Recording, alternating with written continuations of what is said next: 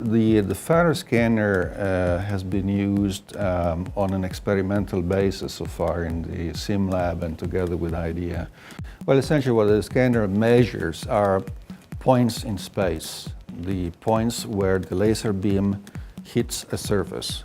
The scanner can measure millions of points in a very short time. Typically, a faroscanner takes around 1 million points per second. If you can work for hours with a laser scanner, so you can imagine how many millions and millions of points you eventually get. So part of the work you have to do back in the lab, back at your computer, is to filter this data, clean up, because if you, for instance, are dealing with a building, you want to capture typically the surface of the building and not all the trees that are around it. Typically you apply that to document buildings as built. Of course you can document historic buildings and produce from their drawings, digital models and so on.